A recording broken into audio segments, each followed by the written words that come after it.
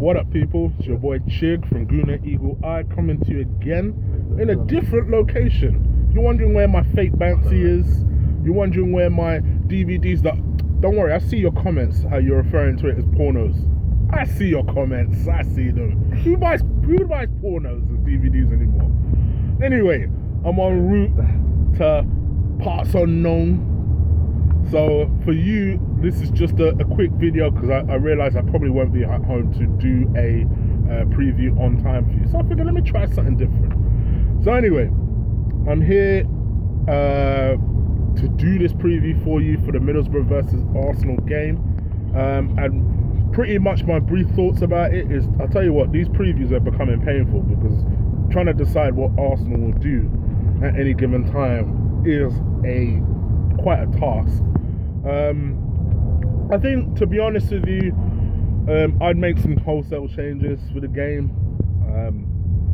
I'd do a lot of things that I can imagine. I can imagine you guys will think, I don't know about that, Chick. I don't know about that. Just remember, the changes I make, can they really perform a lot worse than we're performing right now? Might as well try something new against Middlesbrough. And it might give something for this old man to think about ahead of City. And that semi-final that we still got to play for that everyone's forgotten about.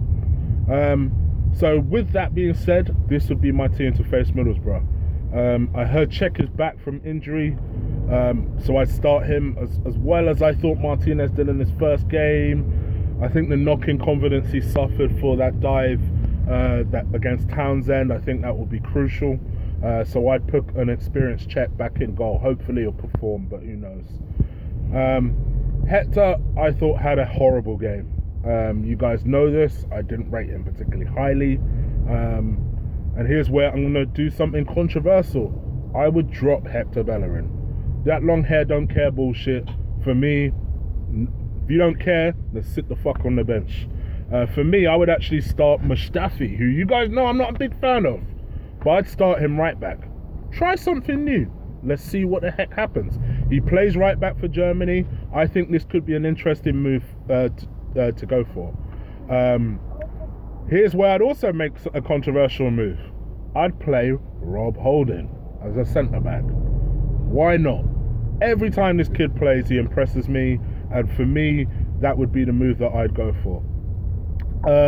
Here's where another change comes into play where you guys will think, oh no, I would not start Gabriel.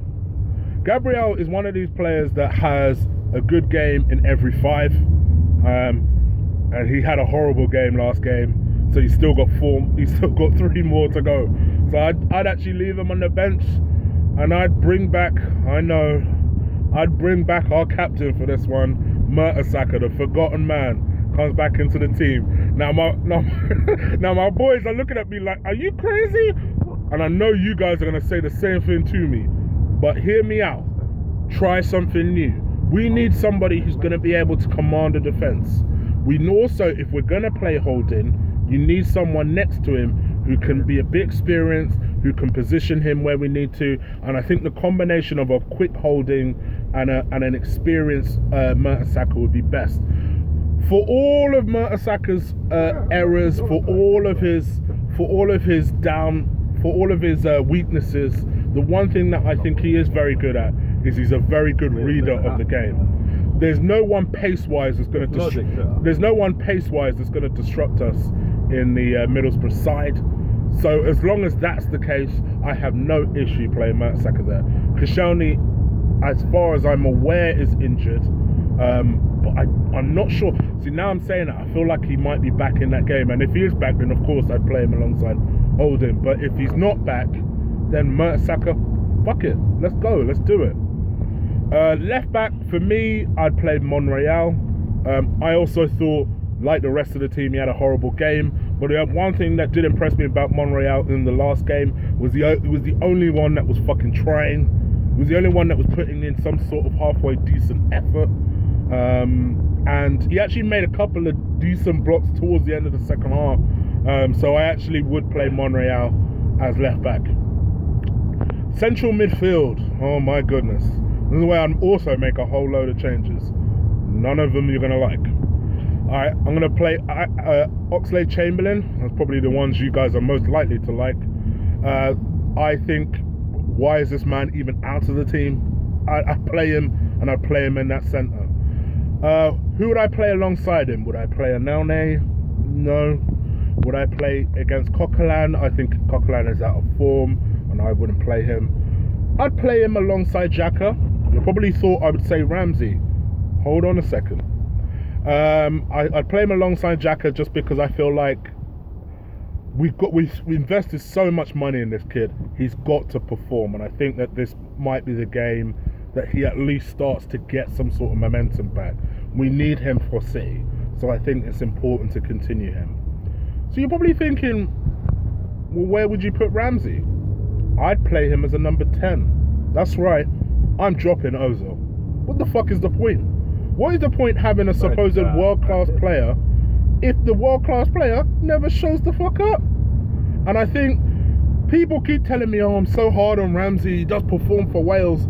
Play him in the position that he performs well for Wales then. Play him as that number 10. Give him free reign. Against the Middlesbrough side, who knows, he might be able to get back to some sort of goal-scoring form, and that would be why I'd play him in that number 10 position. See if he could do something. On the right-hand side, who would I play? Well, as terribly as I thought he played against Palace, but so did the rest of the team, to be fair. He's had a fantastic season. He scored 19 goals in all competitions this season. I'd play Theo Walcott. I would not put the damn captain strap on him, obviously. I don't think he's a good captain. But let's face it, he's a goal-scoring threat. I think against someone like Middlesbrough, he might be able to do well. On the left-hand side, so it seems like Perez is still absent for whatever reason. And also Wenger came out with something in his new press conference today about the fact that Alexis prefers playing on the wings than up front because he sees more of the ball.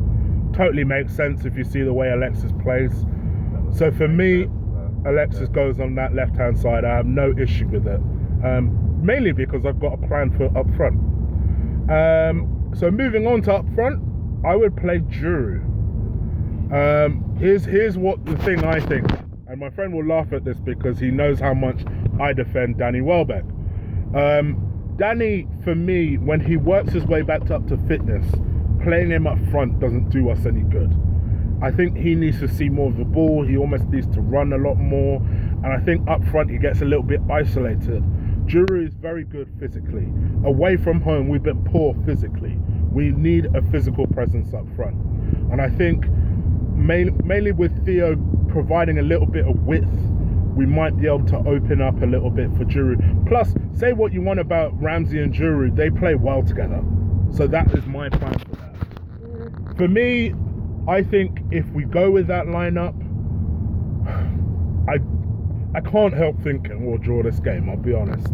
I can't help thinking it'll be 1-1. I don't have it in me to go negative in my preview videos, even if I do think deep down it'll be 1-1. So I'm going to go for a jammy 2-1 win, provided we play that team. Anyway, guys, this is my hopeful 1-11. I don't necessarily expect Wenger to go with that.